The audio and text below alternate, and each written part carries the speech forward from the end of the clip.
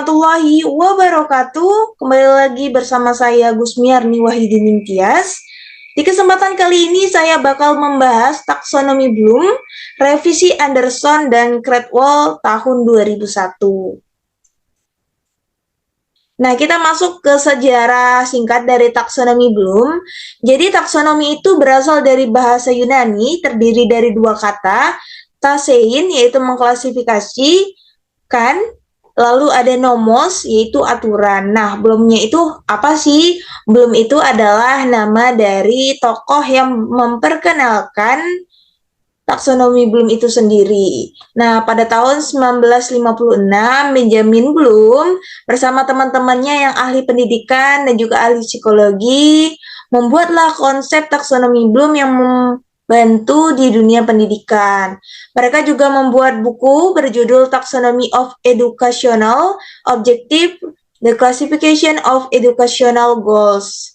Nah, lalu setelah dibuat oleh Benjamin dan juga kawan-kawannya, taksonomi Bloom itu direvisi oleh Anderson dan Cradwell pada tahun 2001. Kenapa sih harus direvisi? Nanti akan ada slide sendirinya. Nah, kita simpulkan dulu taksonomi Bloom ini apa sih? Jadi, taksonomi Bloom adalah suatu kerangka kerja atau model yang digunakan dalam pendidikan untuk menggambarkan tingkat pemikiran dan pemahaman seseorang. Nah, kita masuk ke alasan kenapa taksonomi Bloom itu direvisi pada tahun 2001. Nah, yang pertama ada perubahan dalam lingkungan pendidikan, yang mana dunia pendidikan itu semakin maju dan semakin modern. Yang dulunya kita belajar cukup dari buku, membaca buku, di zaman sekarang ada yang namanya teknologi. Kita mau mencari materi tidak lagi harus buka buku, tapi bisa buka di Google. Nah, jadi perlu dilakukan perubahan pada tingkat-tingkatan dari taksonomi Bloom itu sendiri.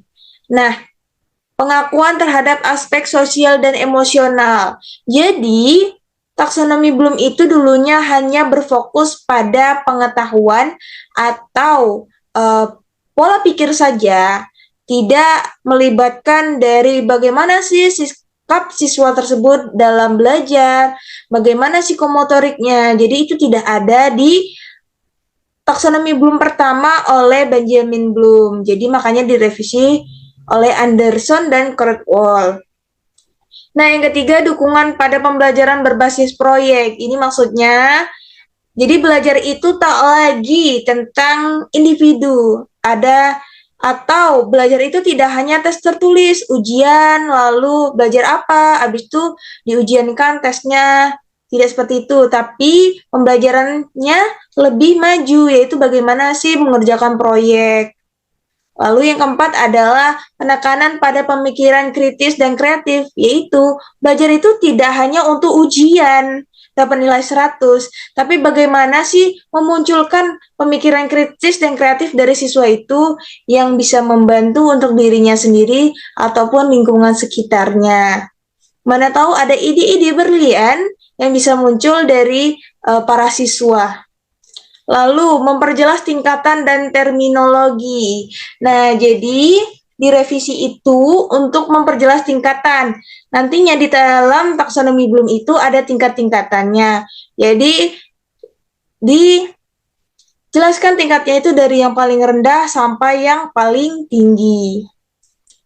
Oke, kita masuk ke tujuan taksonomi Bloom. Yang pertama, memahami kemampuan kognitif siswa. Jadi, dengan diadakannya taksonomi Bloom ini diharapkan guru bisa memilih-milih atau mengetahui nih kemampuan siswanya tuh berada pada level apa sih. Nanti lebih ke kognitif itu dia ada 6 tingkatan. Jadi guru diharapkan bisa tahu siswanya itu berada di tingkatan berapa sih, apakah masih di C1 atau bahkan sudah sampai ke C6. Lalu kedua, menentukan prioritas pembelajaran. Nah, karena guru tersebut udah tahu siswanya itu berada di level berapa kognitifnya, maka itu membantu guru untuk membuat bahan ajar. Yang ketiga adalah meningkatkan kualitas pengajaran. Nah, karena guru udah tahu level siswanya bagaimana, udah tahu membuat bahan ajarnya seperti apa, tentu kan relevan antara kemampuan siswa dengan bahan ajar yang diberikan guru, tentunya bisa meningkatkan kualitas pengajaran. Nah, yang keempat, memotivasi siswa. Kok bisa sih memotivasi siswa? Ya, jadi semisalnya siswa itu berada di C2, tentunya tidak boleh siswa tersebut berhenti di C2 tersebut. Siswa harus lebih ambisius bagaimana sih cara dia naik ke level selanjutnya, setidaknya naik ke level C3, atau bahkan dia naik 2 level ke C4. Jadi walaupun tingkat pemahamannya di C2 itu tidak boleh dibiarkan, harus dibantu oleh guru untuk dinaikkan. Jadi taksonomi Bloom ini bisa memotivasi siswa untuk lebih ambisius dalam belajar. Nah, yang kelima, mengembangkan kemampuan kognitif siswa. Nah, itu karena siswa tidak boleh berhenti di kemampuan dasarnya, tentunya akan ada level-level atas yang mau tidak mau harus dipelajari oleh siswa tersebut. Tentunya bisa menambah pengetahuan siswa itu. Nah, kita masuk ke manfaat taksonomi Bloom, ini kurang lebih aja. Jadi, yang pertama, membantu merancang kurikulum. Nah, kurikulum itu kan terstruktur. Jadi, dengan taksonomi Bloom ini biasanya membantu di dunia pendidikan. Contohnya saja ya, contoh kecilnya itu adalah ketika guru membuat indikator pencapaian kompetensi. Itu kan diberikan kompetensi dasar, lalu guru tersebut yang mengembangkan lagi nih IPK-nya seperti apa, karena kemampuan setiap siswa itu berbeda-beda. Jadi yang bisa merancang itu adalah guru yang mengajar di kelas tersebut, karena dia tahu murid-muridnya, siswa-siswanya itu seperti apa sih. Nah, yang kedua ada meningkatkan kualitas pengajaran, yaitu karena sudah mengetahui level siswa-siswanya itu seperti apa, maka relevan kemampuan yang dimiliki siswa dan juga bahan ajar yang disediakan guru. Yang ketiga, membantu mengembangkan evaluasi yang lebih baik. Nah, ini maksudnya ketika guru tersebut jelas tahu sudah berada di level mana seorang siswa, tentunya kan perlu nih pembanding, apakah siswa tersebut tetap berada di level tersebut atau ada kenaikan. Nah, di situ bisa membantu untuk mengevaluasi. Yang keempat adalah memotivasi siswa untuk berpikir lebih tinggi, yaitu seperti tujuan tadi. Jadi, siswa itu diharapkan ketika diberikan taksonomi di atas tingkatan level dia atau tingkatan atau level dia, misalnya dia di C2 diberi tingkat ke C3, diharapkan siswa itu bukannya malas tapi lebih ambisius, gimana sih biar saya bisa naik ke level ini, bisa menyelesaikan pembelajaran di level ini. Lalu yang kelima, mengembangkan kemampuan kognitif siswa itu dengan karena sudah mendapatkan motivasi dan juga ambisius, diharapkan siswa dapat berkembang kognitifnya atau pengetahuan. Nah, kita masuk ke domain taksonomi Bloom. Tadi kita udah nyebut-nyebut taksonomi Bloom, tapi sebenarnya apa sih isi dari taksonomi Bloom ini? Nah, jadi taksonomi Bloom itu memiliki 3 domain penting, yaitu ada domain kognitif, domain afektif, dan domain psikomotorik, di mana setiap domain ini ada levelnya. Nah, di level dari domain tersebut, ada lagi yang namanya kata kerja operasional. Jadi di dalam domain itu ada namanya tingkatan atau levelnya, lalu di dalam tingkatan tersebut ada yang namanya kata kerja operasional. Kita langsung masuk ya, yang pertama ke domain kognitif. Nah, kognitif itu dilambangkan dengan C. Ini berkaitan dengan kemampuan manusia dalam memproses informasi atau juga berpikir. Intinya dia dikenal kognitif itu dengan pengetahuan. Lalu untuk kognitif ini tingkatannya ada 6. Dari C1 sampai C6, yang mana C1, C2, C3 adalah low order thinking skill, C4, C5, C6 adalah high order thinking skill. Apa sih bedanya? Kalau LOT itu adalah dia tingkatannya itu masih berpikir secara rendah. Kalau yang high order thinking skill itu dia cara berpikirnya udah tingkat tinggi. Jadi LOT itu tidak rendah. Maksudnya lebih ke masih dasar-dasarnya aja, masih mudah-mudahnya. Kalau nemu soal yang kategori LOT tuh masih mudah lah. Tapi ketika kita mendapatkan soal yang sudah dalam kategori hot, maka biasanya soal itu akan lebih sulit karena dia memainkan pemikiran dan analisis di dalam otak kita. Nah, pertama itu kan ada mengingat. Paham lah ya, mengingat itu seperti apa. Jadi belajar, mengingat nih, apa sih yang guru itu ajarkan, kita harus mengingatnya. Nah, ada kata kerja operasionalnya, itu banyak, tetapi saya akan menyebutkan contohnya 3 saja, yaitu ada menuliskan, menggarisbawahi, dan menjodohkan. Kita lanjut yang kedua, di C2 ada memahami. Nah, memahami itu ketika kita sudah mengingat, kita nih harus memahami makna apa sih yang tadi kita pelajari, seperti itu. Lalu contoh kata kerja operasionalnya adalah mengklasifikasikan, membandingkan, dan menginterpretasikan. Yang ketiga yaitu ada menerapkan. Nah, di sini maksudnya adalah kemampuan untuk menggunakan informasi atau pengetahuan yang telah didapat dari pembelajaran. Contoh kata kerja operasionalnya yaitu ada mendemonstrasikan, memperagakan, dan menemukan. Yang keempat ini ada menganalisis ya, C4. Dia itu tentang kemampuan bagaimana sih memecahkan masalah dari pembelajaran.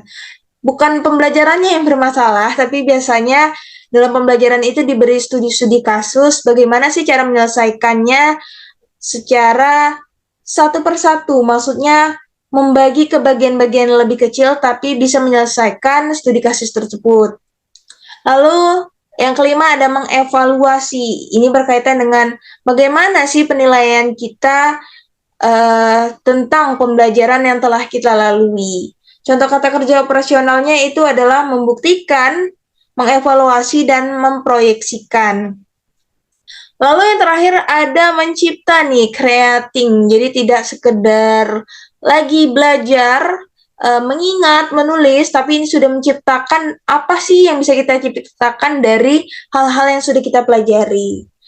Contoh kata kerja operasionalnya adalah merekonstruksi, merancang, dan mendesain. Oke, kita masuk ke domain afektif. Nah, domain afektif ini dilambangkan dengan A. Afektif ini berkaitan dengan aspek-aspek emosional, sikap, dan nilai-nilai seseorang dalam belajar. Jadi intinya afektif itu dikenal dengan nilai sikap. Nah, dia memiliki tingkatan itu sebanyak 5 dari A1 sampai A5. Yang pertama adalah menerima. Menerima keyakinan, nilai, atau sikap baru atau berbeda. Jadi dalam pembelajaran itu kan biasanya ada hal-hal baru. Bagaimana sih sikap dia dalam menerima pembelajaran yang baru? Contoh kata kerja operasionalnya ada menanyakan, menyatakan, dan juga menempatkan. Yang kedua ada merespon. Jadi setelah belajar dia menerima sikapnya. Bagaimana sih respon dia terhadap pembelajaran yang telah dilalui? Nah, contoh kata kerja operasionalnya adalah menampilkan, mendiskusikan, dan juga menolong. Selanjutnya adalah menilai, yaitu memiliki keyakinan yang tetap dan memiliki keyakinan atau sikap berdasarkan kriteria pribadi yang baik. Jadi dia sudah bisa menilai-nilai suatu hal yang baik dari pembelajaran yang telah dia lakukan. Contoh kata kerja operasionalnya ada mengundang, mengusulkan, dan membimbing. Yang keempat ada mengatur. Ini tentang organizing ya, bagaimana sikap dia bertindak di dalam pembelajaran, apakah dia bisa kerja secara tim atau tidak, dan bagaimana dia mengatasi berbagai masalah yang ada di dalam pembelajaran. Nah, contoh kata kerja operasionalnya adalah mempertahankan, memodifikasi, mengkoordinir. Yang kelima nih, ada karakterisasi oleh nilai-nilai. Jadi ini dia sudah memperlihatkan sikap dia. Sikap dia itu seperti apa sih dalam kelas? Apakah sikapnya itu stabil, baik, terus? Atau misalnya sikapnya mut-mutan, berubah-berubah ya. Nah, contoh kata kerja operasionalnya itu ada bertindak, mempertimbangkan, dan memperhatikan. Oke, kita masuk ke pembahasan selanjutnya, yaitu psikomotorik. Nah, psikomotorik itu dilambangkan oleh P. Psikomotorik itu berkaitan tentang gerakan, koordinasi jasmani, keterampilan motorik, dan juga kemampuan fisik seseorang. Psikomotorik itu tingkatannya ada 5, mulai dari P1 sampai P5. Yang pertama ada meniru, imitasi. Jadi dia itu adalah kemampuan untuk meniru gerakan atau tindakan yang sudah ada. Contoh kata kerja operasionalnya ada menyalin, mengulangi, mengikuti. Lalu yang kedua ada manipulasi, yaitu kemampuan untuk mengendalikan dan memanipulasi benda dengan keahlian dan kecekatan. Jadi ibaratnya memanipulasi itu melakukan hal yang sama, tetapi seperti sekilas ada yang dirubah sedikit. Contoh kata kerja operasionalnya itu ada membangun, memprakarsai, dan menerapkan. Yang ketiga ada presisi. Presisi adalah kemampuan untuk melakukan gerakan atau tindakan dengan akurasi dan ketepatan yang tinggi. Contoh kata kerja operasionalnya ada mengendalikan, mengerjakan, dan memainkan. Nah, yang keempat itu ada artikulasi, yaitu kemampuan untuk melakukan gerakan atau tindakan yang terorganisir dan terkoordinir dengan baik. Kata kerja operasionalnya apa sih? Jadi ada membangun, mengatasi, beradaptasi, seperti itu ya, dan lain-lainnya. Nah, yang kelima itu adalah naturalisasi, yaitu menghasilkan karya secara spontan, melakukan sesuatu dengan ketepatan tinggi. Nah, contoh kata kerja operasionalnya itu adalah mengoperasikan, melaksanakan, mengerjakan, menyelesaikan, dan juga mendesain. Oke, kita masuk ke kesimpulan. Jadi, intinya taksonomi Bloom ini bermanfaat di dunia pendidikan. Nah, isi dari taksonomi Bloom ini ada 3 domain. Pertama, ada domain kognitif, domain afektif, domain psikomotorik. Yang mana domain kognitif itu terbagi di 6 tingkatan, domain afektif dibagi menjadi 5 tingkatan, domain psikomotorik dibagi menjadi 5 tingkatan. Nah, di setiap tingkatan domain itu ada lagi kata kerja operasional yang akan digunakan. Taksonomi Bloom itu contohnya seperti apa sih penggunaannya? Itu biasanya digunakan guru untuk membuat indikator pencapaian kompetensi. Oke, sekian dari saya. Terlebih dan terkurangnya saya mohon maaf, dan saya ucapkan terima kasih kepada teman-teman yang sudah menonton video saya. Terlebih dan terkurangnya saya mohon maaf, saya tutup. Wassalamualaikum warahmatullahi wabarakatuh. Dadah.